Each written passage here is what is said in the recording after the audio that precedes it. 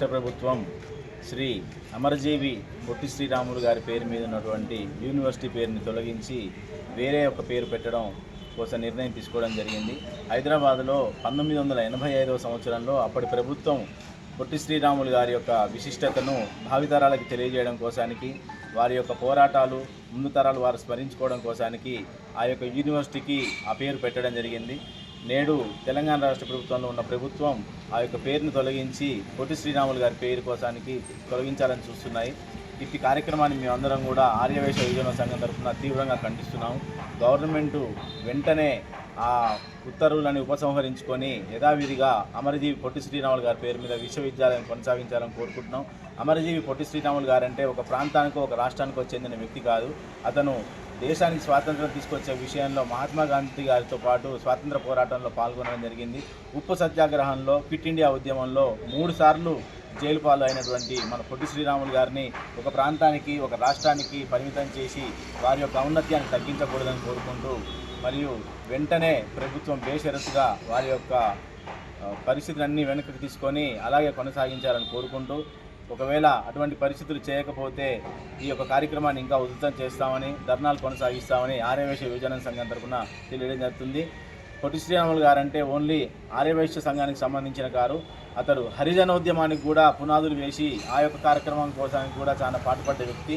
కాబట్టి రాష్ట్ర ప్రజలందరూ కూడా ముక్తకంఠంతో ఈ యొక్క విషయాన్ని ఖండించి తెలంగాణ రాష్ట్రంలో ఉన్న యూనివర్సిటీకి, హైదరాబాద్లో ఉన్న యూనివర్సిటీకి పొట్టి శ్రీరాములు గారి పేరే కంటిన్యూ చేయాలని కోరుకుంటూ ఈ విధంగా కోరుకోవడం జరుగుతుంది.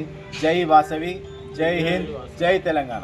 ఆర్యవైశ్య యువజన సంఘం నుండి ఈ యొక్క విషయాన్ని తీవ్రంగా ఖండిస్తున్నాము. వెంటనే ప్రభుత్వం వారి యొక్క ఉత్తర్వులు వెనక్కి తీసుకొని ఉన్న పేరును యథావిధిగా కొనసాగించాలని కోరుకుంటున్నాం. ప్రభుత్వానికి ఒకే విజ్ఞప్తి, తెలంగాణ ఏర్పడ్డ తర్వాత కూడా డొమెస్టిక్ ఎయిర్పోర్టుకు మన ఎన్టీఆర్ గారి పేరు పెట్టాం. కానీ ఇప్పుడు ఆంధ్ర యొక్క పేరుతోటి ఒక ఉనికి ఉన్నదన్న ఉద్దేశంతో ఆ పేరును మార్చడం సరి అయింది కాదు. దాన్ని పునరాలోచించాలి. పట్టుదలకు పోకుండా ఆ పేరుని అట్లే ఉంచి సురవరం గారి పేరు మీద కూడా పెట్టడానికి, ఆయన కూడా మంచి వ్యక్తి, ఆయన కూడా గొప్ప వ్యక్తి, ఆయన పేరు మీద పెట్టడానికి ఎవరో వ్యతిరేకం కాదు. ఆయనకు ఇంకో ఒక సంస్థ పేరు పెట్టండి, ఇంకొక కాలేజీ పెట్టండి, ఇంకో యూనివర్సిటీ పెట్టండి, ఇంకో ప్రాంతం పేరు పెట్టండి, ఓ జిల్లా పేరు పెట్టుకోండి. కానీ ఉన్న పేరును తీసేసి ఇట్లా పెట్టడం వల్ల సమాజానికి నిస్వార్థంగా సేవ చేసే వాళ్ళ యొక్క ఉనికినే మనం దెబ్బతీసినట్టు అవుతుంది. ముందు ముందు అలా చేయబోయే వాళ్ళకు కూడా వ్యతిరేకత వస్తుంది. ఫలానా చేస్తే ఏమైంది, ఫలానా వాళ్ళు చేస్తే ఏమైంది, ఇప్పటివరకు ఏం చేశారు, చేసిన పేర్లు ఉంటున్నాయా, పోతున్నాయి, నీకేం పేరు వస్తుంది అని కూడా సామాన్యులు కూడా ప్రశ్నించే యొక్క అవకాశం ఉన్నది. ఇది విమర్శ కాదు, కేవలం ప్రభుత్వానికి విజ్ఞప్తి చేసేది ఏంటంటే పునరాలోచించమని.